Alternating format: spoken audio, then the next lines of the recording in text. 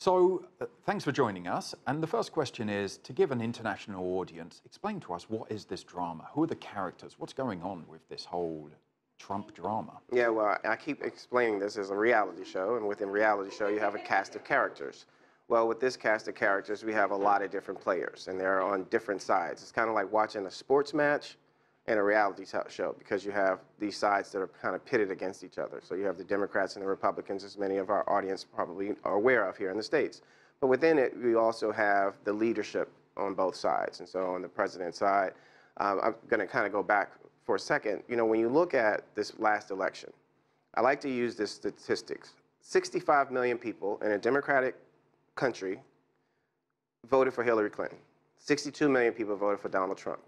The reason why the president won the election is because we have an electoral college, which basically is that each state, based on population, is given a certain number. And the person who wins the presidency has to win 270 of that 585 of that number. And so President Trump won 270 plus electoral votes because he won a lot of smaller states and some of the bigger states that Hillary Clinton was trying to win, i.e., for instance, Michigan, Pennsylvania, Ohio. And because he won those states, he won the election. And so what we have now is that there are a lot of people who are upset, who feel that of that 65 million, that felt like, well, the president cheated. The president didn't go through the right way to win this. And so there's this belief that the way that he won it was because of fake news, which we heard about Russia's involvement in our election. We continue to hear about Russia's involvement in putting fake news within Facebook and other social media sites that kind of incited people. We don't know if that was actually the case. There are also some things, some attachments to WikiLeaks. We don't know, again, how closely this was all to the president's team. But what we do know, and what is coming out, is that there was communication. There were meetings. And so right now, Michael Flynn last week pled guilty to lying to the FBI when he was questioned about these relationships. We don't know what Michael Flynn has actually told the FBI, but we do know that he pled guilty. Normally, in this instance, when the FBI offers a plea deal to an individual, it's when they have something pretty big and they feel as if they're going to get something else that will impact some other players. So you asked me, who are the players? I mean, we can talk about Nancy Pelosi, we could talk about, you know, the Democrats, but on the president's side, it's the president, it's Michael Flynn, it's Jared Kushner, the president's son-in-law, and several others. And just to go back to something you mentioned earlier about this sense amongst many Democrat voters that they were somehow cheated of the election. As you said, they had 3 million more votes. Mm-hmm. Do you think that the Democrats and the opponents of Trump are in a danger of fixating on this Russia investigation at the expense of anything else? And I ask that because, as the White House does say, this investigation has been going on for many months now, and there's no smoking gun. If the Democrats are going all in on this Russia investigation, and we don't get that smoking gun, those emails exchanged saying, hey, help us get elected, and we'll help you once we're in office, which is what the Democrats are basically implying sort of occurred. If we don't get that smoking gun of evidence, are the Democrats just giving another victory to Trump, do you think? That's an excellent question. And it's one of the things that I like to pose to the groups that I speak with, because the Democrats are spending so much time focused on this. You know, it's not going to change the outcome of what happened in the election. After the election, November 8th of 2016, there were several other campaigns that people tried to make sure that the president wasn't going to win the Electoral College, when our Congress basically affirms that this vote is pure and that we're going to go forward and have an inauguration. But what also has happened since the president was elected is that there have been certain special elections that have gone on. Georgia, North Carolina come to mind right away. And in those states, we didn't see the Democrats really go really hard to get those Senate seats. And the Senate seats opened up because the president appointed people like our Attorney General, Jeff Sessions, former senator. So those seats opened up, and so we have that race going on in Alabama that's coming up next week. But we had Georgia and we had North Carolina, and those seats opened up. And the Democrats seemed as if almost like they didn't either want the seats, or they felt that by putting too much of their money and time into those seats, that they would lose later on. So it almost appears at times that they're willing to lose now to win later, and they're betting that in 2018, which is our midterm election, that there will be so much voter apathy with what happened in 2016 that they will then come and people will vote en masse in 2018.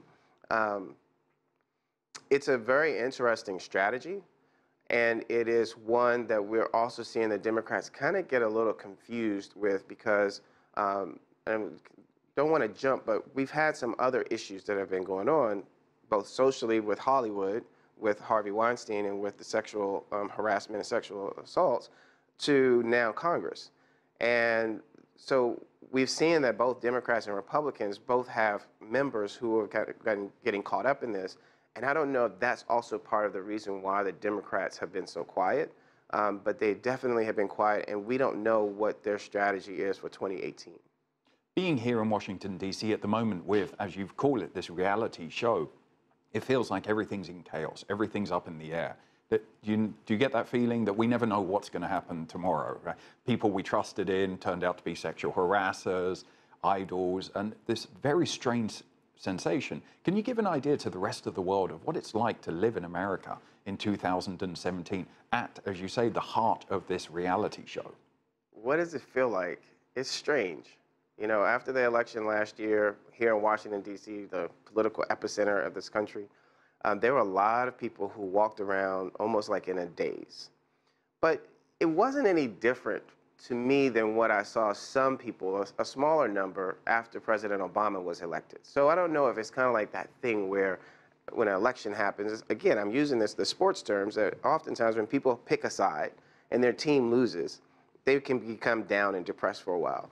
With this one, it's a little different, though, because I feel that there's almost kind of like a pie in your face kind of a thing, like you lost. And so we have a president that it appears is very strongly pushing for his base, but not so much for being president for the entire country. And so I think there are a lot of communities and a lot of people that feel as if, well, he's not for us, and he's not doing for us, he's not doing for the country, even though he continues to talk about America first. But what about American citizens first?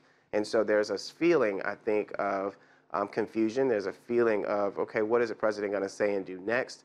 I mean, we've had different events that have happened over the course of this almost 10 months that it often doesn't feel the way that we have seen and felt from past presidents who've kind of took the moral high ground, who were kind of comforter in chief at times of stress. And I think that right now American citizens across the country don't know, because we have the issues with immigration. We have issues that are going on with North Korea. We have issues with still talking about the past election and possible collusion with Russia. So there's a lot of uncertainty. And that's why I continue to call this like a reality show, because that's why people watch the reality show. It's just kind of like the reality show has come to life. And just to go back to the specifics of this investigation, what's your feeling about the chances of Donald Trump being impeached? I don't know. You know, it's there have been a few things that have made it seem as if, you know, something would happen, but it's too early to tell. If anything happens from this, history has already shown us, for instance, if we look back to even President Clinton, who was impeached. And just so our audience understands, impeachment does not mean that you are thrown out of office or that you come out of office. And I feel that that's part of the issue, too. Here in America, a lot of citizens think that, oh, if he gets impeached, that's it. It's not. The articles of impeachment are just basically like being brought up on charges. And then it has to go to the Senate. And so the House of Representatives would do the articles of impeachment, and then it would have to go to the Senate. And the Senate would then have to hold, well, essentially would be a trial. And then they would have to vote on whether or not to remove the president from office.